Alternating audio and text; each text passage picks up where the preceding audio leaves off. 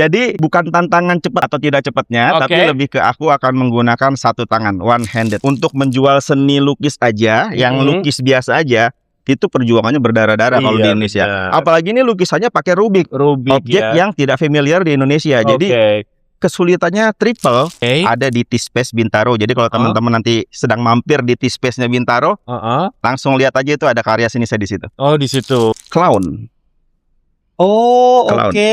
Badut ya. Badut. Oke. Itu pasti aku bikin video time-lapse pembuatannya. Oh, oke. Itu sebagai bonus untuk mereka melihat bahwa karya seni yang mereka beli itu aku yang nyusun dari awal sampai jadi. Jadi setiap ada tamu dari luar negeri mereka pasti selfie di situ. Itu kebanggaan yang aku Luar dapatkan biasa ya. selain dapat duit dari situ. Pada akhirnya kembali lagi bermain sulap karena memang jauh sebelum Rubik ini pada dasarnya aku adalah seorang magician. Oh, kamu magician. Ya, Base-nya. Nggak boleh ngedip ya. Oke, siap. Loh, gimana ceritanya? Kita coba ya. Dari kiri dia nggak masuk. Oke. Dari kanan juga dia nggak masuk. Oke. Dari tengah Dari juga depan nggak masuk juga. nggak masuk. Nah, kalau misalkan karirnya 1, 2, 3, 4, 5. Oke. Loh. Ya, boleh tepuk tangan dong. Podcast Fix mantap, bikin hati tertawa. Podcast Fix mantap. Halo, Sobat Mantap. Salam jumpa kembali dengan saya, Mas Rere, masih di Podcast Fix Mantap. Nah, hari ini saya ingin mengajak Anda bermain-main. Ada Rubik di sini. Saya ingin menantang tamu saya. Ya, saya acak Rubik ini. Katanya dia ini seniman Rubik, ya. Tapi kita buktikan saja. Hanya dalam waktu berapa lama dia bisa menyelesaikan Rubik ini, ya. Oke, tapi sebelumnya saya ingin mengajak kenalan. Oke, masih dengan Mas Rere tentunya. Dan hari ini saya bersama seorang seniman Rubik. Asik. Siapakah dia? Silakan. Halo. Kenalin aku Rezalus, seorang Rubik's Cube mozaik artis. Gak kuku. Gak kuku. Au. Nah, tadi dia begitu sulit saya menyebutnya. Rezalus Rubik's Cube mozaik artis. Rubik's Cube mozaik artis itu apa, Mas? Oke, jadi itu adalah seniman yang membuat lukisan dari ratusan Rubik's Cube. Oh gitu? Iya. Bikin apa aja? Yang pertama bisa foto wajah, yang kedua bisa logo corporate, lalu bisa untuk tokoh animasi, kaligrafi, dan lain-lain. Kameranya sini. Oke. Nah, sebelumnya saya ingin bermain-main ya. Ini adalah Rubiknya, sudah saya acak.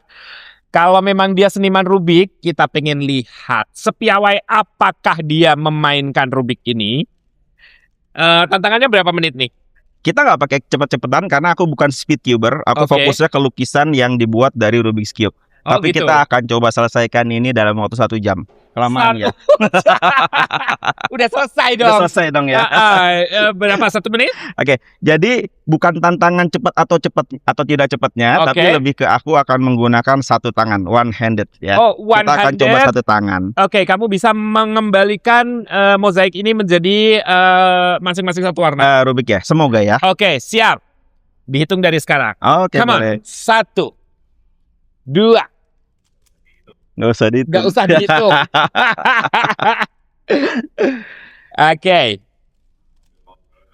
Ya sambil ngobrol, boleh. Sambil ngobrol ya. Konsentrasinya gimana kalau sambil ngobrol? It's okay, nggak masalah. Oke, dengan satu tangan dia akan mengembalikan. Oke, kita lihat. Siap. Wih. Aku bisa seharian nggak selesai loh. Boleh sambil ngobrol nggak ya? Oh gitu. Aman ya? Aman.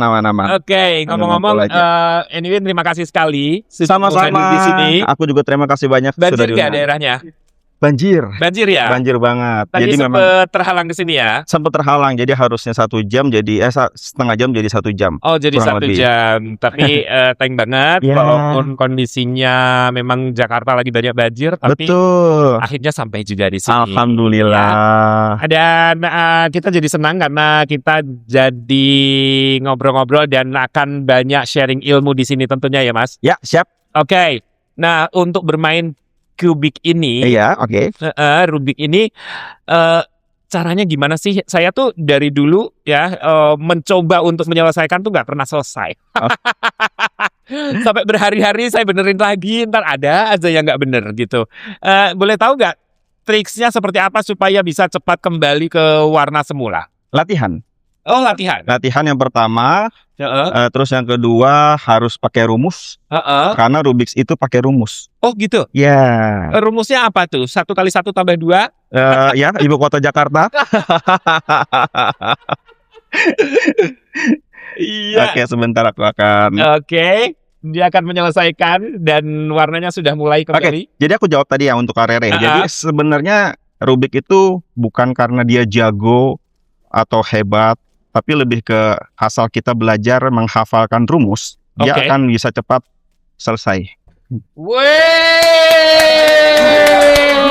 Gitu. Jadi Tadi 25, 27, jadi 2 menit saja. iya, betul. 2 menit termasuk lama untuk seorang speedcuber, karena kalau untuk speedcuber yang kompetisinya dari negara ke negara, Heeh. itu mereka bisa ada yang under 1 minute. 1 minute ya, hanya dengan 1 tangan. Betul. Oh enggak, mereka rata-rata Dua kompetisi 2 tangan. Oh gitu. Nah, di sini karena kelemahanku adalah tidak bisa cepat, jadi aku break the rules. Oke. Aku tidak 2 tangan. Memang agak lama, tapi 1 tangan. Oh, Seperti oke, itu. seperti itu. Itu belajar di mana, Mas? Belajarnya aku dari seorang teman. Oke. Jadi teman ini aku bilang dia bisa Rubik's Cube. Aku bilang tolong ajarin saya. Heeh. Nanti saya bayar. Oke. Karena saya tahu jasa untuk mengajarin itu nggak gampang. Oke. Akhirnya setelah aku berhasil menyelesaikan dalam waktu 3 hari, harusnya seminggu. Karena dia belajar itu seminggu baru selesai. Oh, oke. Tapi alhamdulillah saya dalam 3 hari bisa menyelesaikan.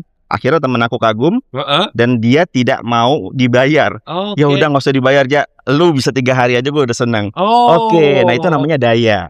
DHAYA. Oh, gitu. Itu salah satu orang yang mungkin bisa jadi sangat berjasa di Rubik ini pertama kalinya. Kalau nggak ada dia dan dia nggak mau ngajarin, mungkin saya nggak ada di podcastnya Karere. Oh gitu. Nah, sebetulnya kalau saya lihat di TV itu ada kompetisinya ya? Betul. Itu tingkat dunia.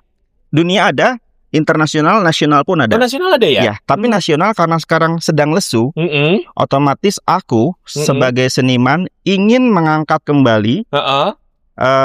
teman-teman yang tadinya masih berjaya di komunitas Rubik Oke. untuk ikutan kompetisi lagi. Nah, makanya aku angkat ini lagi. Oh. Jadi memang kebanyakan mereka internasional. Seperti Oke. biasa mereka internasional biaya sendiri, tidak di di cover siapapun. Tapi ketika sudah sampai ke Indonesia dan menang, baru viral. Ya, kayak kira-kira baru seperti ada itu. sponsor Baru ada masuk. sponsor masuk dan lain-lain. Kalau nggak menang, ya sudah nothing.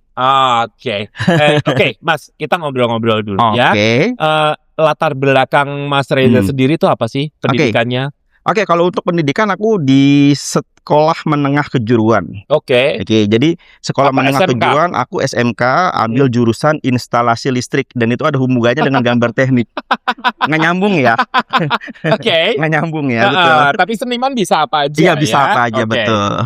Oh itu. Ya. Terus pertama kali mengenal Rubik. Ya, pertama kali mengenal Rubik itu tahun 2007. Si Daya Oke. itu tadi, Oke. ketika ketemu ngelihat dia main bisa, akhirnya minta diajarin dan ternyata dari situ sampai sekarang aku kembangkan. Yang tadinya 2 tangan, aku kembangkan jadi 1 tangan. Yang tadinya 1 tangan, aku kembangkan jadi beberapa ratus Rubik. Aku jadikan lukisan gitu. Oh gitu. Itu idenya dari mana? Sendiri. Oh, ide sendiri. Ide sendiri. Tercetus sendiri. Tercetus sendiri karena ngelihat dari seniman Itali namanya Giovanep, Oke. GVENB, itu Instagramnya. Itu dia laris banget jualannya. Oh gitu. Tapi kan itu di Italia ya. Kalau di Indonesia kan Beda ya? Iya, beda dong. Oke. Karena memang perjuangan untuk menjual seni lukis aja, yang lukis biasa aja, itu perjuangannya berdarah-darah kalau di Iya, Indonesia. benar. Apalagi ini lukisannya pakai Rubik. Rubik Objek ya. yang tidak familiar di Indonesia. Jadi kesulitannya triple kill banget untuk bisa bertahan sebagai seniman Rubik di sini. Nah, tercetus ide dari permainan kemudian jadi sebuah karya seni, gimana ceritanya? Oke, basicnya aku suka gambar, Oke. makanya masuk sekolah menengah kejuruan itu kan di instalasi fisik ada gambar teknik namanya. Jadi kita ada arsiteknya yang suka bikin denah rumah, kita disuruh bikin gambar tekniknya. Kalau di kamar ini kita kasih lampu berapa, saklarnya di mana dan lain-lain. Nah, aku suka tuh gambar dari kelas 5 SD. Oke. Dan aku di sisi lain suka main Rubik. Oke. Ide gilanya muncul, namanya seniman kan, nggak mau bertahan di situ di zona nyaman. Oke. Apa ya yang bisa saya lakukan sebagai seniman? Suka gambar, suka main Rubik. Kalau disatuin gimana? Tapi kan butuh modal. Rubik aja satunya itu berapa? Dan kita butuh beratusan Rubik plus frame untuk bikin lukisan. Oh gitu ya? Iya. Dan itu semua modal. Dan saat ini aku punya 483 Rubik. Oke. Di dalam satu frame ukuran 115 kali 115. Besar ya? Betul, besar banget, dan mohon maaf aku tidak bisa bawa karena terlalu besar. Oke. Gambar siapa itu? Itu nanti bisa digambar siapa aja. Cuman untuk saat ini sedang digambar untuk Dr. Tompi. Oke. Ada di T-Space Bintaro. Jadi kalau teman-teman nanti sedang mampir di T-Space-nya Bintaro, langsung lihat aja itu ada karya seni saya di situ. Oh, di situ. Itu yang gambarnya Tompi. Betul. Tapi nanti suatu saat ketika ada yang membeli putus, itu akan disusun sesuai dengan foto pembelinya. Oh gitu, tergantung pesanan lah ya. Yes, custom. Kalau mau gambar Istiqlal atau gambar katedral sangat gitu, bisa. Sangat bisa. Aku kemarin dapat orderan dari satu orang kolektor, namanya Uncle Singlet. Uncle Singlet itu di Instagram, tapi namanya Romo Handaka. Beliau itu adalah kolektor Buddha. Oke. Jadi segala macam art yang berhubungan dengan Buddha itu beliau punya. Di koleksi. Tiba-tiba secara random beliau menghubungi aku secara pribadi, nggak lewat asisten dan lain-lain. Akhirnya terjual 15 juta. Oke. Buddha. Itu ukuran berapa? Ukuran 100 kali 70 cm. Oke. Nah, si Romo itu kenal kamu dari mana? Instagram. Oh, dari Instagram. Luar biasa. Secara random. Ya? Oh, jadi di Instagram kamu banyak sekali ditampilkan karya-karyanya. Betul. Ya? Nah, dari sisi mana sih kamu itu melihat yang ini kan sebuah permainan, permainannya pun juga bukan permainan yang bagaimana. Ini kan orang main ini kan iseng gitu. Iya. Terus kok bisa kamu jadikan sebuah karya seni itu dari titik dan sudut pandang mana gitu? Mosaic art itu tadi. Dan terinspirasi dari seniman Italia yang aku sebutkan. Beliau itu si Giovanni ini, tapi akun Instagramnya namanya Jvenet. Beliau ini membuat foto wajah beberapa selebritis untuk kontennya. Tapi dari ratusan Rubik's Cube. Akhirnya saya pelajarin metode yang tadi saya gunakan untuk basic solving Rubik's Cube. Itu ternyata berbeda untuk bikin pola mozaik. Beda ya? Beda. Jadi ketika karyanya bisa solving Rubik's Cube yang tadi, belum tentu bisa bikin mozaik. Tapi bisa dipelajari dengan cepat karena sudah punya basic. Tapi beda, ternyata nggak pakai rumus yang sama. Nah, makanya aku pelajarin dulu tuh satu persatu. Kalau misalkan ini di sini aku maunya warna orange, di sini warna kuning. Request tuh di awal. Aku coba ternyata bisa. Karena memang itu berhubungan dengan pori-pori kulit. Pori-pori kulit itu biasanya aku main gradasinya di warna kuning dan orange. Dan untuk warna hitam seperti bola mata, rambut, telinga, kumis dan lain-lain itu pakai warna biru. Karena di Rubik's Cube kita nggak ada warna hitam kan, kecuali custom. I see. Ya, seperti itu. Jadi banyak sekali tantangannya. Yang pertama, tantangan untuk mengenalkan mainan ini saja di Indonesia itu sudah tantangan sebenarnya. Ditambah lagi dengan ini dijadiin lukisan, jadi seni, makin susah lagi. Dan itu emang berdarah-darah. Memperkenalkannya juga memperkenalkannya susah banget. Susah ya? Susah karena kalau bisa dibilang perjalanan karir aku sebagai seniman Rubik bukan dimulai dari nol. Tapi dimulai dari minus. Oh gitu. Sudah berapa lama kamu menciptakan karya-karya? Mulai aku di tanggal 4 Mei 2019. 2019 itu pertama yang aku bikin adalah sesuai karena itu karya pertama. Jadi aku bikinnya foto wajah presiden pertama, Bung Karno. Itu 4 Mei 2019. Dan sampai sekarang 2026 terus berkarya, kurang lebih sudah 250 lebih. Yang saya buat untuk konten ya. Tapi kalau yang terjual putus itu baru 15. Harganya kisaran berapa itu karya? Random, tergantung custom. Karena ada yang ukuran 30-70, ada yang ukuran 115x115 dan kebanyakan si customer ini mereka custom size sama Rubik. Mau Rubik 3x3-nya yang seukuran ini 5x5 atau yang 3x5. Oke. Yang mini Rubik's Cube, yang mini Rubik's Cube seperti ini. Oh, oke, seperti ini. Perbandingannya ini 3 cm. Oh, ini ya kecil Nah, ya. bedanya seperti ini. Oh, jadi ini untuk lukisan besar maksudnya. Betul. Kalau ini untuk lukisan kecil. Exactly. Iya, nggak ada Rubik sekecil ini. Ya. Ini Rubik kurcaci. Kurcaci. Terus kalau misalkan nih prosesnya gimana kamu bisa menyusun ini? Ini gambar apa, Mas? Ini gambar clown. Oh, Clown. oke, badut ya. Badut. Oke. Seperti itu. Oh, jadi itu caranya gimana untuk di tengah ada kuning, di Alright, pinggir ada merah? Jadi teman-teman semua yang nanti tertarik mau belajar mozaik art, aku juga punya kelasnya. Oh, oke. Jadi untuk belajar bikin mozaik art menggunakan Rubik's Cube ini, yang pertama foto aslinya Oke. itu kita masukkan ke dalam pixel dulu. Setelah itu hasil foto pixelnya itu kita contek dari situ. Oke. Karena seperti pelukis pada umumnya, kalau kita mau ngelukis pasti ada objek yang harus kita contek. Oh. Nah, seperti itu. Jadi nanti disusun harus detail warnanya dan kita harus bikin warnanya sesuai dengan warna yang ada di Rubik's Cube. Itulah kita menggunakan Photoshop. Oke. Per dotnya itu harus sesuai dengan warna yang ada di sini. Karena hitam itu harus kita ganti biru. Ganti biru. Seperti itu. Jadi ini bukan dilukis satu persatu ya, tapi bukan, dari Rubiknya dimainkan ya. Dimainkan. Oh, nanti oke. teman-teman juga bisa lihat di Instagram ada proses time lapse. Jadi setiap aku bikin karya seni, orderan teman-teman kolektor, influencer dan lain-lain, termasuk Pak Menteri, itu pasti aku bikin video time lapse pembuatannya. Oh, oke. Itu sebagai bonus untuk mereka melihat bahwa karya seni yang mereka beli itu aku yang nyusun.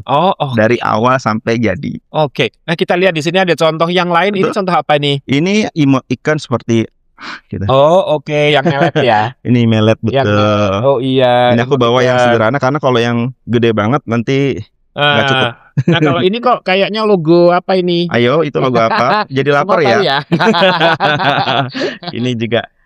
Oh, jadi ya, iya benar. Warteg Bahari. Jadi warteg.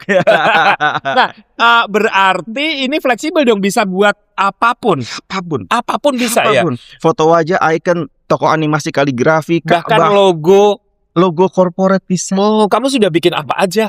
Hampir semua sudah. Semuanya sudah. Coba sebutin yang menurut Kak Rere belum pernah aku sebutin. Monas gitu. Monas sudah pernah. Udah pernah. Binatang pernah. Oke. Logo-logo icon yang dari Barong Bali, Wayang Jawa, Domba Garut. Oh, sudah. Semuanya sudah ya. Naga, dragon itu kan simbol dari China. Semua pesanan. Pesanan. Oh, pesanan ya. Tapi ada beberapa yang memang aku bikin hanya untuk konten. Oke. Untuk konten di Instagram. Supaya teman-teman juga tahu bahwa aku bisa membuat yang lain. Oke. Kira-kira seperti itu. Jadi sesuai request gitu ya. Ya, jadi makanya kenapa dinamakan Rubik's On Demand di Instagram aku, dan project ini pun namanya Rubik's On Demand. Rubik's On Demand. Oke. Cuman aku pakai spellingnya Indonesia, RUBIKS On Demand. Biar gampang nyebutnya. Nah, kalau kamu sudah berkarya, sudah ini, dan kamu bilang kamu sudah ada kelasnya juga. Ya. Kamu sudah membuka kelas sekarang? Sedang. Oh, sedang. Sudah berapa siswa yang belajar sama kamu? Kalau untuk yang private basic solving ini sudah ada 5, Kalimantan 2, Riau 1, Jakarta 1, Jakarta lagi 1 yang terakhir itu kebetulan CEO-nya Airmas Group, Bapak Basuki Surojo, Kobas. Nah, itu beliau juga pernah. Jadi kita kalau private class itu aku datang ke rumahnya. Oh, datang ke rumah. Aku datang ke rumah mereka, aku ajarin sampai bisa, aku tinggalkan rumus yang harus mereka hafalkan. Oh, oke. Itu basic solving Rubik's Cube. Tapi kalau untuk kelas mozaik, insya Allah soon di pertengahan tahun ini aku akan bikin. Jadi nanti ukurannya segini nih. Jadi bikin yang simple-simple dulu aja. Oke. Aku ajarkan gimana caranya bikin pola-pola dari Rubik ini. Kalau tapi basicnya minimal harus bisa basic solving dulu. Walaupun beda konsepnya. Beda rumusnya, tapi tetap harus bisa basic solving dulu. Oh, jadi pertama harus bisa main dulu. Seperti itu. Setelah itu baru berkarya. Ya, karena untuk bikin mozaik tetap basicnya solving, walaupun tidak pakai rumusnya sama, setidaknya biar lebih cepat untuk bikin pola mozaiknya. I see. Seperti itu. Nah, untuk satu karya dengan ukuran ini berapa? 15-15? Yes. Ini 15-15. 15 kali 15. 15 ya. Ini butuh berapa Rubik untuk membuat satu buah wajah clown ini? Yes, di sini ada 1, 2, 3, 4, 5, 1, 2, 3, 4, 5, 5 kali 5. 25. Exactly. Untuk sekecil ini. Ya. Jadi kalau ukuran paling besar yang pernah kamu buat adalah 730 Rubik.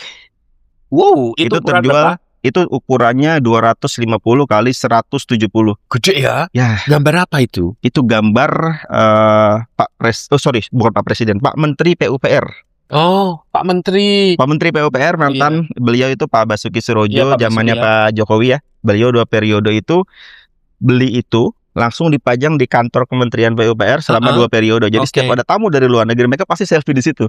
Itu kebanggaan yang aku Luar dapatkan biasa ya. selain dapat duit dari situ.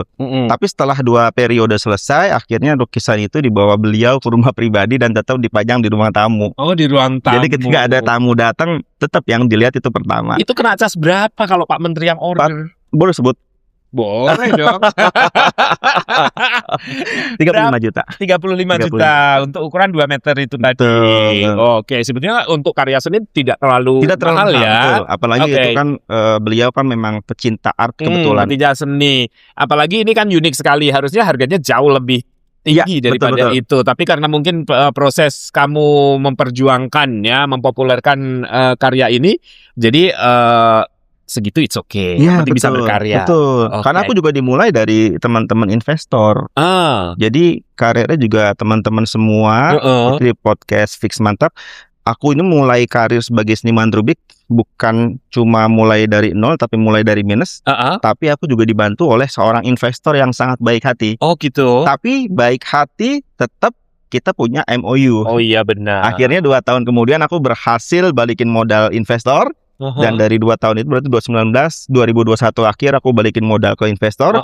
Aku selesai keterikatan dengan investor dan dari situ 2001 akhir sampai sekarang aku bergerak sendiri, berdiri di atas kaki sendiri. Pakai nama Rubik's On Demand itu tadi. Oh, luar biasa. Nah, Mas, kan pekerjaan ini itu kan bukan pekerjaan yang umum. Betul. Ini pekerjaan yang boleh dibilang idealis. Yes. Ya kan? Sementara kan hidup di Jakarta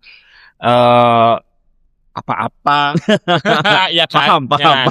Nggak ada yang gratis. Nggak ada yang gratis, betul. Jakarta keras. Nah, sementara peminat untuk produk-produk seperti ini tuh kan boleh dibilang tidak banyak, ya kan? Terus kamu punya income lain dari profesi-profesi yang lain mungkin? Oke, jadi kalau income yang lain aku itu punya salah satunya membantu mengembangkan bisnis makanan istri. Di rumah itu dia punya usaha bikin makanan-makanan kue basah, kue kering dan lain-lain. Nah, itu aku bantu di situ. Dan yang kedua bantu sebagai investor. Jadi ketika ada kekurangan apa bahan aku yang nambahin. Tapi ketika ada omset itu milik istri dan aku nggak akan ganggu-gugat gitu. Memang begitu kan? Memang begitu seharusnya kan. Nah tapi di sisi lain aku juga pada akhirnya kembali lagi bermain sulap karena memang jauh sebelum Rubik ini pada dasarnya aku adalah seorang magician. Oh, kamu magician, ya, base-nya pada saat itu. Apa aja jenis sulapnya? Kalau aku sebenarnya lebih ke mentalism ya. Oh, mentalism itu seperti Om Corbusier. Tapi balik lagi kan, kalau zaman sekarang kita nggak bisa idealis, kita tergantung market aja. Kalau requestnya apa? Iya, apapun request dari klien, ayo kita berangkat. Kliennya anak-anak, kita main sulap anak-anak. Basic itu, basicnya. Kalau yang kliennya ibu-ibu beda lagi. Beda lagi, kita main yang berhubungan dengan ibu-ibu yang biasa mereka suka apa nih, duit misalkan kita munculin kita kalau munculin duit dan kalau misalkan temanya lagi bapak-bapak nih, bapak-bapak komplek, beda lagi kita mainnya yang lebih agak ekstrim dan lain-lain. Close up. Close up itu table hopping itu jadi kita di restoran atau di hotel dari meja ke meja kita main secara jarak. Main ya. Boleh nggak sekarang? Ada alatnya nggak? Boleh. Tapi kalau misalkan alat aku nggak bawa. Nggak bawa. Kalau misalkan ada yang mau minjemin boleh. Apa aku butuh koin sama gelas. Koin sama gelas. Tapi gelas transparan kalau ada ya. Koinnya bebas mau GoPay mau. Gelas air mineral boleh? Boleh. Transparan ya. Yang penting gelas. Yang kosong ada nggak? Tapi jangan yang plastik kalau bisa. Kalau bisa yang beling. Yang beling nggak ada yang transparan. Kalau nggak ada, aku pinjam karet gelang deh. Karet gelang. Nah, boleh. Oke, siap. Karet gelang ada 2. 1 boleh. Ada lagi kali Alpa? Kalau misalkan Ada lagi nggak? Ada kali di sana, coba 2. Satu lagi. Ada kok, tadi di bubur tadi ada. Nah, kan. Nah, kita coba itu, man. Kita coba. Ini adalah, berarti ini konsepnya apa ini? Impromptu. Impromptu. Impromptu magic adalah Oh, sulap jarak dekat yang ketika kita ditodong main sulap nggak bawa alat, kita harus main. oh gitu. Namanya impromptu, Improvisasi ya. improvisasi. Makanya, jadi aku punya di sini karet gelang warna merah. Oke. Tadi sebenarnya kalau ada gelas yang transparan tuh enak banget pakai koin tuh. Tapi Oke. nggak apa-apa, kita pakai yang ini. Heeh. Karere, Ya. ini ada karet gelang warna merah di tangan kiri aku, Oke. dan karet gelang warna merah juga ada di tangan kanan. Oke. Pertanyaannya, apakah ini bisa keluar dari kiri atau kanan? Nggak bisa. Kalau dari tengah? Nggak bisa. Betul. Nah, sekarang permainannya, karere nggak boleh ngedip. Jadi Oke. peraturan dari permainan ini adalah nggak boleh ngedip. Oke. Karena kalau misalkan ngedip, Bisa dideketin nggak ya ke kamera ininya, tangannya? Di zoom gitu. Iya. Yes. Kurang deket ya? Nah, oke. Lagi. Yes, oke. Nah, segitu ya. oke, Nah, jelaskan. oke, Oke, cukup jelas siap. ya. Nggak boleh ngedip ya. Oke, siap. Loh. Gimana ceritanya? Kita ulang ya, kita ulang ya. Oke, kita ulang. Kita ulang tapi dengan kita ulang tapi dengan Kak Rere bantu aku. Oke, Ini telunjuk, siap. telunjuk. Telunjuk, Good, rapetin rapetin. begini. Oke, Yang satu lagi telunjuk kiri. telunjuk kiri. Good. Oke, Nah, sekarang kita pakai tangannya Kak Rere. Kelihatan nggak? kelihatan ya. Kesini ya. Oke. Ya, gini ya. Nah, gini. Oh, gitu. Oke. Berarti aku harus dari mana? Aku harus dari sini boleh. Ya, oke. Ini agak yang ke sini. Oke. Ini agak. Kita coba ya. Dari kiri dia nggak masuk. Oke. Dari kanan juga dia nggak masuk. Oke. Dari tengah Dari juga depan nggak masuk juga. nggak masuk. Nah, Oke. kalau misalkan Kak Rere 1, 2, 3, 4, 5. Oke. Loh. Ya, boleh tepuk tangan dong. Wow. Gimana? Namanya juga sulap. Namanya juga sulap. Kok bisa? Kok bisa? Ini salah satu permainan tertua yang pernah dimainkan oleh David Copperfield kalau nggak salah tahun 1970 di Ethiopia. Oke. Jadi waktu itu Ethiopia itu sedang mengalami krisis kelaparan parah dan David Copperfield datang ke sana untuk program healing, Oke. magic healing. Salah satu permainan yang beliau mainkan adalah ini. Makanya ini salah satu kebanggaan juga sih. Oh gitu. David Copperfield pernah mainin ini. Rahasianya gimana? Tuh kan sekarang banyak tuh pesulap-pesulap yang dibongkar rahasianya. Boleh tahu dong? Ih, boleh banget. Walaupun dibongkar juga kita jarang susah meraktekinya. Tuh. Oke, boleh tahu dong gimana? Jadi Triknya. impromptu itu adalah sebuah impromptu magic yang kalau misalkan kita mainkan itu kita butuh skill. Oke. Kita butuh skill. Aku nggak akan bongkar di sini, takutin nanti aku dikomplain sama teman-teman. Oke. Tapi nanti aku akan bongkar di belakang. Khusus buat Karere ya. Oh, terima kasih. Jadi impromptu magic seperti itu. Apapun, salah satunya tadi kalau misalkan tersedia koin dan gelas itu lebih menarik lagi sebenarnya. Tapi nggak apa-apa. Impromptu. Boleh. Tapi ini dulu diselesaikan dulu. Oke. Jadi si karet gelang 2 ini kita harus pakai punya skill. Oke. Dan itu skillnya nggak bisa didapatkan instan. Memang harus latihan. Ketika latihan itu tadi, baru kita pakai karet apapun nggak masalah. Oh, jadi tetap harus ada skillnya ya. Betul. Dan skillnya itu tidak mudah dipelajari, harus butuh waktu. Oh, mudah. Jadi teman-teman yang mau belajar sulap sebenarnya mudah. Cuman pertanyaannya apakah bisa konsisten latihan terus? Karena kalau misalkan nggak latihan, nanti ada beberapa gerakan atau movement yang kelihatannya nggak enak jadinya. Oh, oke. Nggak mahir ceritanya. Nggak mahir, ya. Karena kan harus latihan terus tiap hari. Biar terlatih, Ya, biarlah mahir gitu mahir, ya. Oke, sekarang ini saya ini. Sebenarnya enakan yang beling, tapi nggak apa-apa karena adanya ini. Kita coba lagi. Kalau misalkan Kak Rere di sini ya. Oke. Ini kalau misalkan aku taruh di sini, kalau misalkan aku tekan seperti ini, bisa masuk nggak? Nggak bisa. Nggak bisa karena dia solid. Iya. Karena solid to solid. Nah biasanya aku ketok begini. Kita coba lagi. Iya. 1, 2, 3. Yes, oke. Masuk ya? Masuk. Masuk. Oke. Iya. Keluar lagi? Keluar lagi. Jangan dikeluarin dong. Udah masuk soalnya. Oke. Ini. Makanya kalau tadi pakai gelas beling dia akan bunyi cring. Wah, itu bagus banget soundnya. Jadi dramatis gitu. Dramatis gitu. Nah, seperti itu. Gitu. Oke, luar biasa. Itu adalah salah satu trik yang Ini impromptu juga. Oh, impromptu juga ya. Jadi pesulap dekat itu, betul. Pesulap itu jarak dekat dan impromptu harus bisa. Di panggung pun kalau impromptu aku tetap bisa. Oh, kayak itu misalkan kayak sendok yang jadi melengkung itu. Betul. Itu dilengkungin nggak sih? Pastinya. Pasti dilengkungin. Dilengkungin dengan kekuatan Magic. Pikiran. kepala. Maksudnya tekanan. Itu harus dikasih tekanan seperti sales ya. Tekanan sehingga bisa melengkung gitu ya. Kurang lebih seperti itu. Karena memang udah banyak juga dibongkar. Trik yang aku mainin 2 ini pun sebenarnya udah banyak dibongkar. Tapi bagaimana cara kita mempersembahkan permainan ini menjadi lebih menarik, dan walaupun orang udah tahu rahasianya tetap enak dilihat. Itu kunci dari Magic pada sebenarnya. Oh, seperti itu. Karena Magic juga salah satu art. Magic art. Magic juga termasuk art ya? Termasuk art. Oh, oke. Karena Magic arti yang sebenarnya menurut guru saya almarhum Om Bram, Magic artinya adalah gabungan dari semua ilmu dan seni. Oh. Jadi semua ilmu, semua seni digabungkan menjadi Magic. Dancing. Kita punya dancing di Magic. Oh, benar. Iya. Teatrikal. Suka menari-nari. Betul. Ya? Teatrikal di panggung juga ada. Acting, kita pura-pura kaget dan lain-lain. Semuanya ada. Kelentikan jari juga sama. Kita harus lentik walaupun itu kita harus seni ya. Seni ya. Karena kelentikan itu menunjukkan bahwa kita bisa menggunakan skill apapun dengan benda yang dimanapun kita berada, kita pakai benda itu bisa. I see. Nah, Mas, kamu kan berawal dari sulap entertainment ya. Betul, sulap entertainment. Terus tiba-tiba ke Rubik. Iya. Ke Rubik ini.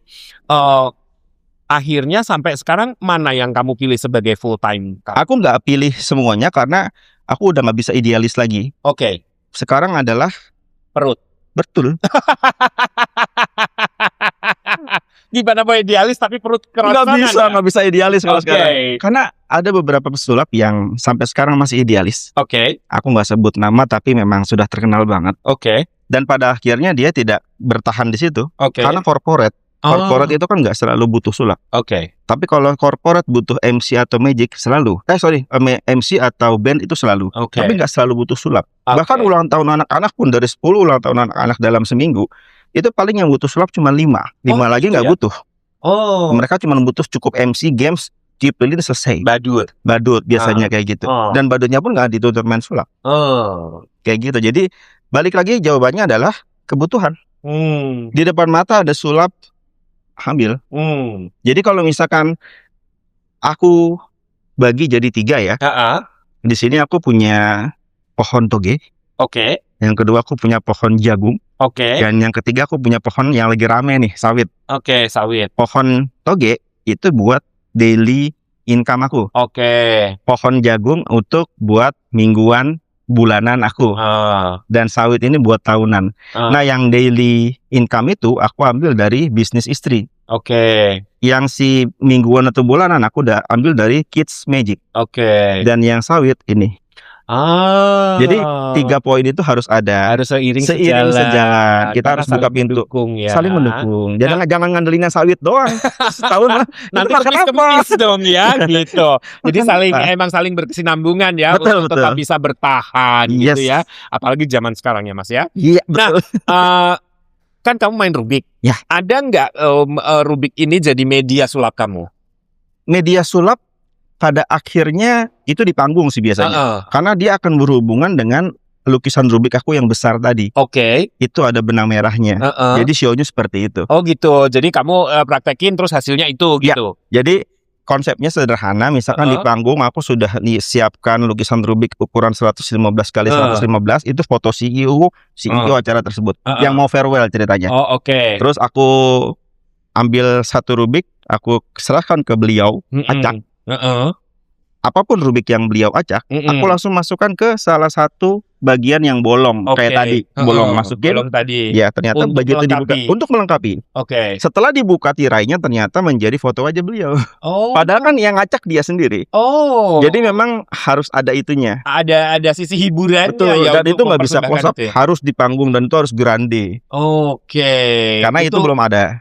Butuh konsep berapa lama itu untuk menampilkan Kalau seperti konsepnya itu? sebenarnya butuh waktu 3 hari. Sudah jadi ya, udah ada konsepnya kamu ya? Udah jadi. Oke. Request dari mereka, kita mau nampilin apa yang harus saya gambar di rubik tersebut. Kalau memang foto wajah boleh, kalau misalkan lagi launching produk berarti produk yang kita gambar. Kalau misalkan mereka lagi logo corporate yang baru launching, kita bikinin logonya. Silakan apapun, ukuran berapapun kita terima. Oke, pokoknya apa yang Anda mau kami bisa. Iya, Palu Gada. Dagang banget sih. Dagang banget ya. Iya. Ini udah sini. Oke, back to Rubik. Kalau kamu membuat, kamu tadi bilang ada lukisan yang 2 meter kali sekian. Betul. Pernah nggak sih kamu mengalami kesalahan yang sehingga, waduh, salah nih, gue harus rubah, bongkar lagi gitu. Pernah nggak sih? Good question buat Kak Rere, karena itu pertanyaan yang hampir jarang. Oh, gitu. Orang tanyain, orang nggak kepikiran. Berarti produser gue pinter banget. Ih, keren banget loh, tepuk tangan. Produser gue pinter banget. Oke, jadi jawabannya ketika kita ini anggaplah rubik yang 115 kali 115 tadi. Pada saat proses itu berdirinya kan seperti ini. Berdirinya ada holder frame-nya. Di bawahnya ada holder frame-nya, di sini ada frame-nya di sanggah seperti ini. Kita susun seperti ini. Ketika ada yang salah, otomatis kita tidurin dulu. Kita ambil yang salah, masukin lagi. Setelah set, tim quality control lihat lagi dari jauh. Ada desainernya khusus untuk melihat. Ini kurang nih jam, matanya ini kurang, ini kurang tajam nih di hitamnya. Ya sudah, tidurin lagi. Jadi ditidurin. Setelah udah kita foto ke klien deal, baru kita lem. Oh, ini dilem nanti ya? Ini dilem nantinya satu persatu. Ini udah leman. Kalau ini udah dilem ya? Belum. Oh, ini udah pakai. Ini udah dilem juga, cuman yang tengah belum. Oh gitu. Untuk nunjukin. Ini udah ya? Ini udah. Tingkat kesulitannya kalau bikin logo sama bikin wajah lebih wajah ya? Kalau logo kan cuman garis atau melengkung, selesai. Kalau wajah kan ada bentuk muka. Itu tadi ada pori-pori, tadi ada telinga, ada leher, ada rambut. Itu detail banget. Pori-porinya tuh harus dapet. Nah, kamu tadi bilang kalau yang terbesar harganya sampai berapa? 35 jutaan. 35. Kalau yang kecil-kecil gini harganya berapaan, Mas? Kalau yang ini cuma 500.000. 500.000. Kalau yang begini? Kalau yang begini ini samanya 1,5 ini. Oh, 1,5. Karena ini kan berhubungan dengan corporate logo kan. Kalau wajah juga sama. Kalau wajah jadi teman-teman yang nantinya berminat untuk bikin Rubik's Cube Mosaic Art Order, si pixel atau mozaik ini konsepnya adalah semakin banyak rubiknya, dia akan semakin detail untuk wajah atau logonya. Tapi kalau semakin kecil seperti itu tadi, itu semakin kurang detail. Makanya untuk yang kecil-kecil seperti ini aku bikin yang simple-simple aja, Mickey Mouse, Hello Kitty masih bisa lah. Tapi kalau untuk foto wajah, logo corporate, logo pun kita harus lihat logonya seperti apa nih. Kalau logonya agak rumit berarti kita harus butuh rubik lebih banyak lagi pada akhirnya. Supaya dapat detailnya. Jadi kita mengarahkan ke klien selalu seperti itu. Kita mau dapat detailnya atau enggak? Kalau enggak apa-apa, yang penting kelihatannya bentuknya ada. Kayak gitu. Jadi memang tergantung kesulitan logo atau foto wajahnya. Gitu ya. Untuk mendapatkan detail harus banyak rubik yang kita gunakan.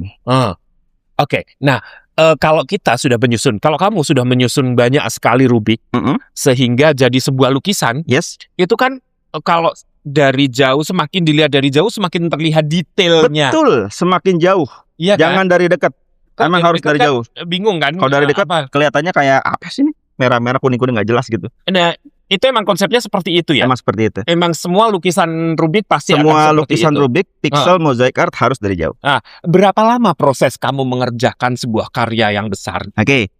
Seperti yang McDonald ini, satu rubik itu aku estimasikan 1 menit. Satu rubik 1 menit. Nah, kalau yang gede itu aku bikin 483, berarti 4 jam 83 menit kurang lebih seperti itu. Bosen nggak sih berjam-jam menyusun rubik? Ya, kalau dibilang bosan manusiawi bosan. Bosan ya. Terus dibilang mata capek karena kita mata gampang lelah. Ini juga saya merah, terpaksa harus pakai kacamata.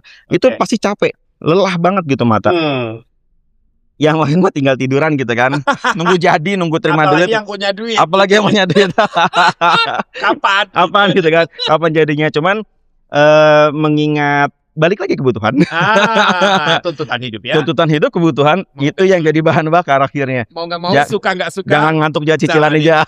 Tapi bosen ya? Enggak ya. Alhamdulillah nggak bosen. Karena dari dalam ya. Dari dalam berkarya ya. Berkarya karena aku ingin menampilkan ini sebagai mungkin untuk saat ini menjadi bisa jadi mungkin seniman pertama di Indonesia yang konsisten dari 2019 sampai sekarang. Mungkin ya. Aku nggak tahu kalau misalkan searching di Google atau di YouTube ada lagi silakan. Tapi untuk saat ini dari 4 Mei 2019 aku mulai duluan. Karena 2 tahun kemudian ternyata ada beberapa yang mulai juga dan aku happy. Aku nggak merasa itu kompetitor karena buat aku adalah rezeki kita sudah ada takarannya. Benar. Nggak perlu kita mikir. Bersaing. Nggak perlu. Malah aku DM mereka, aku follow mereka. Good job bro, lanjutkan. Aduh. Ya tuker-tukeran ilmu. Aduh malah gitu. Malah kan dia kan pengen jadi kompetitor. Tapi pada akhirnya mereka cuman 2-3 bulan FOMO. 4 bulan berikutnya selesai. Sampai sekarang mereka back to basicnya daily life mereka. Padahal memang apabila kita berkelompok itu justru malah keuntungannya lebih banyak. Iya, itu jadi, maksud aku. Aku pernah dalam satu area gitu, kita semua profesinya sama. Gitu. Kita punya store yang semuanya sama. Justru kita tuh nggak bersaing, tapi malah bekerja sama. Gitu.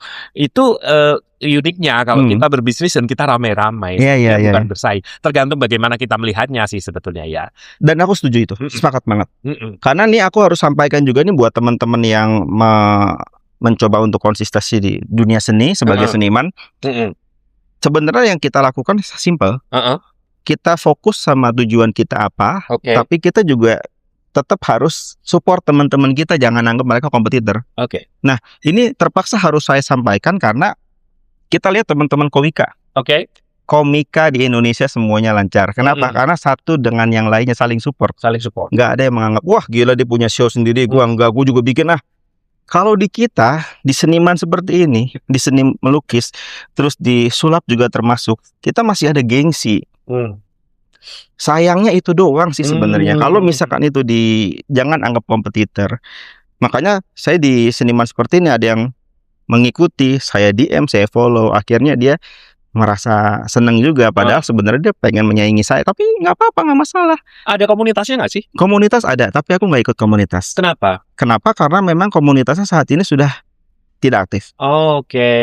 Komunitasnya ada dipimpin sama Abel Brata.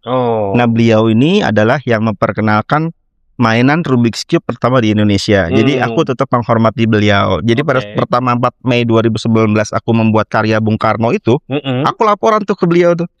Izin ya, aku mau meramaikan lagi dunia Rubik. Good ya. Nah jadi etika-etika seperti itu simple, tapi kita harus lakukan. Kalau komunitas internasional, kamu tergabung? Komunitas internasional aku punya teman di Rusia. Tapi memang di Rusia itu sendiri dia sudah jadi brand ambassador Rubik's official yang ada di London. Kalau aku belum, karena balik lagi Indonesia tidak termasuk dilihat oleh mereka. Dan aku pernah mengajak kerjasama. Aku pernah diundang oleh Paris Fashion Show. Yang ada di Paris tentunya. IO-nya mengundang Paris Fashion saya. Week kali ya? Paris Fashion Week. Aku diminta untuk menggambarkan barong Bali, domba Garut, dan lain-lain yang berhubungan dengan ikon Indonesia untuk jadi background catwalk mereka. Keren. Diundang, undangannya pun ada. Tapi dananya nggak ada. Akhirnya aku masuk ke pemerintahan. Aku bikin proposal, aku minta dana, minta bantuan sponsor. Dapat nggak? Alhamdulillah. Dapat. Enggak. Jadi serius. Kamu harusnya ini mintanya ke desainer Indonesia. Aku ke desainernya udah, termasuk udah ke Kak Igun juga.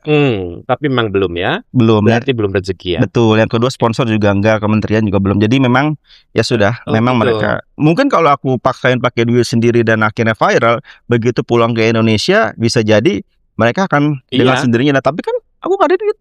I have no money. Minimal untuk ini ya, banyak transportasi dan akomodasi di sana ya. Betul, karena Airbnb dan lain-lainnya kan harus kita tanggung. Dan pengiriman Rubik beserta frame segede gaban itu harus kita kirim. Kita nggak bisa mengandalkan carpenter yang ada di sana. Dan itu semuanya biayanya dolar. Iya benar. Bukan dolar, sorry, euro ya. Euro ya. Karena udah masuk Eropa ya. Oh, dan itu cukup besar Iya, sekali. makanya tuh saya pajang si invitation-nya buat kenang-kenangan aja. Oke. Mungkin suatu saat akan ke situ lagi. Mungkin nggak mesti Paris Fashion Week lah ya. Oke. Apapun. Nah, makanya di sini yang di Rusia ini aku sedang komunikasi, mudah-mudahan bisa pelan-pelan ke sana lah ya. Oke. Kenapa targetnya go internasional? Oke. Karena cuma di sana seniman-seniman seperti ini bisa ada harganya. sangat dihargai. Ya seperti yang Kak Rere bilang tadi, segitu 35 juta termasuk murah untuk dunia sana. Iya. Tapi untuk di kita karena ada perjuangan, segitu ya kita terima. Alhamdulillah. Mau nggak mau rezeki. Ya. Daripada nggak ada masuk sama sekali. Butuh survive. Butuh survive. Benar. Dari seni ini. Jadi gitu kira-kira. Nah, Mas, dari karyamu yang sekarang ini, kira-kira ada nggak keinginan untuk menjadi sebuah semacam kenangan untuk orang banyak? Oh, ini loh karya monumental, ini loh karya terbaik seorang Reza. Ada. Nanti aku sedang mempersiapkan untuk bikin logo Garuda Pancasila yang aku akan pajang di satu tempat yang siapapun bisa lihat dan itu free. Bisa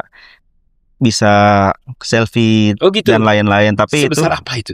Itu ukurannya yang tadi 115 kali 115. Di mana itu nanti kamu? Aku sedang persiapkan spotnya. Oh. Dan yang kedua aku tumbling gitu ya. Ih, boleh tuh, keren. Oh, saya kebetulan kenal sama manajemennya sana. Ih, boleh dong. Nanti kita ngobrol ya. Kalau udah dagang oke lah boleh. Iya, karena di sana kan banyak UMKM kan. Iya, benar. Siapa tahu nanti jadi pajangan di sana, bahkan dipajang dan diperjualbelikan di sana. Siapa tahu? Iya, oke. Seperti itu. Gitu. Nah, mau sampai kapan kamu berkarya dengan Rubik ini? Ya, sampai kapan? Karena ini sama seperti sulap dan yang lainnya. Saya akan terus berkarya. Mungkin bahasanya terlalu klise, tapi memang saya akan berkarya sampai tutup usia itu aja. Oh gitu ya. Karena ini sudah saya perjuangkan dan sudah ada hasilnya, sudah balik modal, sudah menghasilkan omset, sudah bisa membeli beberapa barang dan sangat sayang banget kalau ini nggak dilanjutin dan saya nggak pernah ada kepikiran untuk nggak lanjut. Terus aja. Jadi jawabannya adalah selamanya selagi saya masih bisa kuat dan mungkin saya akan turunkan ke anak saya karena anak saya suka main Rubik tapi belum bisa. Tapi pelan-pelan kita kasih dia suka dulu. Saya bukan tipikal ayah yang kalau saya main Rubik, main sulap, anak harus main Rubik, main sulap juga enggak. Anak mau hobinya apa, aku support. Tapi kalau mengenal pekerjaan ayahnya, boleh dong kita kenalin ini sulap, ini Rubik. Tapi kalau pada akhirnya dia nggak suka, ya pilihannya apa? Dia mau jadi pianis silakan, MC boleh gitu, public speaking lah ya, nggak masalah. Tapi itu aku sedang mempersiapkan penerus siapapun itu, mau anak saya, mau anak siapapun yang mau dibimbing untuk jadi penerus, aku butuh penerus. Oh, jadi kamu berniat untuk mencetak penerus sangat berniat. Langkah apa yang kamu lakukan dengan ingin membentuk para penerus-penerus kamu itu? Otomatis aku harus mengadakan kompetisi. Dengan kompetisi itu kita bisa lihat bibit-bibit anak-anak dari umur berapa, 10 tahun misalkan sampai 17. Mereka tertarik di Rubik. Rata-rata anak-anak umur segitu tertarik di Rubik cuma ketika bisa, hebat, dapat komplimen, dapat uang, dapat trofi, selesai. Kamu nggak mau bikin kelas gratis gitu atau apa? Kelas gratis sudah beberapa yang zaman Covid. Oh, zaman Covid. Zaman Covid. Di mana? Itu di PIK. Oh, di PIK 2. Oh. Di lantai 3. Nggak dilanjutkan sekarang? Belum dilanjutkan lagi karena kita kasih gratis aja mereka nggak ada yang mau. Ya. Oke, ini kita kasih gratis. Butuh orang-orang yang satu energi, satu frekuensi ya. Kita kasih gratis aja mereka nggak mau. Ya, tapi kalau tadi saya sempat ngobrol sama bintang sebelumnya. Jadi narsum sebelumnya adalah akrobatik. Oke. Ya, dan ternyata pelan-pelan anak-anak itu terkumpul sendiri. Itu akrobatik kan tidak semua orang suka. Betul. Banyak orang tua yang melarang. Bener kan? Karena itu berbahaya. Tapi karena dia membuka kelas gratis dan melakukannya dengan fun, pelan-pelan terkumpul dan akhirnya sampai terjadi ada yang bisa jadi atlet nasional gitu. Jadi mungkin salah satu resepnya adalah dengan menjalankan dengan fun atau membuat kelas gratis tapi konsepnya lebih fun. Yes, exactly. Nah, itu gitu. Sudah pernah dilakukan. Sekedar ide ya. Betul. Bagus banget kita ide. Bukan sok tahu loh. Itu pernah aku lakukan Kak Rere. Waktu 2000 ya, zaman Covid. Karena supaya mereka tuh bisa punya ini khusus untuk yang teman-teman yang mau gitu. Tapi ternyata untuk di Rubik sendiri aja. Mereka menganggap ini bukan mainan gitu. Mereka menganggap ini adalah Sesuatu yang bikin Rubik. Jangan dong, jangan dimakan. Itu sesuatu yang susah. Oh iya, memang saya pun. Jadi saya mereka nggak ada dari nggak nganggap. Di rumah ada dari tahun berapa? Saya nggak pernah. Jadi saya nggak pernah berhasil. Akhirnya ditaruh aja. Oh, ditaruh. Kalau teman saya nggak pernah berhasil di kelopekin. Karena kan ada yang pakai stiker kan. Oh, ada yang pakai stiker. Kalau ini aku beli yang stikerless. Jadi nggak bisa dikelopekin. Nah, kalau Tuhan memberi kesempatan kamu 10 tahun ke depan, kamu ingin disebut apa oleh orang-orang Indonesia? Tetap Rubik's Cube Mosaic Artist. Tetap. Yes. Oh, oke, seniman Rubik. Seniman ya? Rubik. Oh, oke. Nah, pertanyaan terakhir, kalau kamu hidup sendiri, ya, adalah Rubik Cube. Kalau hidup kamu sendiri adalah Rubik Cube. Iya. Sisi mana yang masih kamu coba selesaikan sampai hari ini? Memecahkan rekor. Memecahkan rekor sebagai Seniman Rubik pertama yang nyusun satu tangan tapi ribuan Rubik. Kan yang terbesar aku 730. Oke. Aku pengen coba 1000 atau 2000 tapi sendirian. Oke. Live publicity stand di satu tempat yang memang bisa dilihat semua orang. Dan itu aku sangat terbuka dengan hal itu. Oh gitu. Jadi buat siapapun yang ingin mensupport, silakan. Kapan aja. Boleh nomor di bawah ini. Hubungi ya. Fix Mantap atau Instagramnya apa, Mas? @Rubik's on Demand. @Rubik on Demand ya. Jadi kita butuh support untuk mereka, para seniman yang ingin berkarya untuk bangsa. Terima kasih banyak. Oke, Mas, senang sekali ngobrol sama kamu. Alhamdulillah, terima kasih. Semoga kita punya kesempatan lagi untuk ngobrol lebih banyak. Amin. Dan karya-karyanya menjadi sesuatu yang berharga. Amin. Berharga secara materi. Iya. Ya, benar ya. Oke, Mas, saya punya permainan. Cukup dengan ada satu permainan ya? Oh, bukan lagu ya? Ada satu permainan. Oh, jadi nyanyi. Tahu berarti tahu. Enggak, ini permainan kata aja. Oke, kata. Buat refreshing aja ya. Siap. Apabila saya menyebut saya minum dulu kata, boleh? Silakan. Okay. Ya. Hati-hati mabok. Jadi ngeri. Kalau saya menyebut satu kata, kamu sebut satu kata yang berhubungan, yang ada di otak kamu, ya? Ya. Oke. Berhubungan ya? Ya, yang ada hubungannya. Oke. Karena nanti saya akan minta pertanggungjawaban. Apa yang akhirat kali ya? Siap. Kotak. Ben. Pisang. Kuning. Ayam. Goreng. Bulat. Tahu. Hilang. Lenyap. Hujan. Basah. Bata. Merek sepatu. Merek. Oke, yang pertama tadi kotak, kamu bilang Ben. Kenapa nggak Rubik? Iya kotak ya. Nggak tahu tadi pas nyebut kotak tiba-tiba langsung ada band kotak ya. Iya, di Indonesia bener, ya. Pisang tadi apa? Pisang kuning. Kuning ya. Pisang selalu kuning ya, bukan hijau. Iya, yang hijau ada. Tapi aku suka yang kuning. Oh, gitu. Pisang coklat aku suka. Oh iya, boleh, manis ya, juga itu. Kan? Enak banget itu ya. Kemudian ayam goreng. Ayam goreng ya. Ya. Suka ayam goreng. Suka ayam goreng. Kalau bulat tadi bilang apa, Mas? Tahu. Oh, tahu bulat yang suka lewat di rumah ya. Langsung nyangkutnya ke situ. Iya, karena suka jajan. Hilang? Lenyap. Hujan? Basah. Kalau hujanan pasti basah ya. Pasti basah. Kalau hujan rindu nggak basah. Enggak dong. Udah jadi apa ya? Oke, bata merek ya. Bata merek. Oh iya, bukan batu ya. Bukan. merek sepatu. Oke, Mas. Thank you. Makasih banyak. Tapi sebelum kita berpisah, mungkin yang ingin disampaikan untuk para sobat mantap ya. Yang positif tentunya. Oke, untuk sobat mantap yang ada dimanapun kalian menyaksikan podcast ini bersama Kak Rere dan saya Rezalus dari Rubik's on Demand, terutama untuk para seniman, pelaku seni, apapun seni yang kalian sedang dalami saat ini, yang pertama fokus aja dulu, yang kedua langsung konsisten, dan yang ketiga kita harus tetap improvisasi dan tetap yakin bahwa kita punya goals-nya nanti. Itu aja sih sebenarnya. Jangan pernah menyerah, karena saya pernah mulai dari minus, bukan dari nol, tapi sekarang saya sudah bisa merasakan hasilnya, dan itu memang nggak butuh waktu setahun 2 tahun, harus bertahun-tahun, dan ini pun masih terus berproses untuk yang tadi 2 itu tadi, go internasional dan memecahkan rekor. Oke. Jadi itu saja. Semangat teman-teman seniman. Oke, terima kasih Mas. Ya, segala sesuatu yang positif.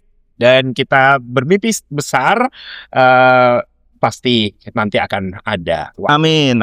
Pak ya.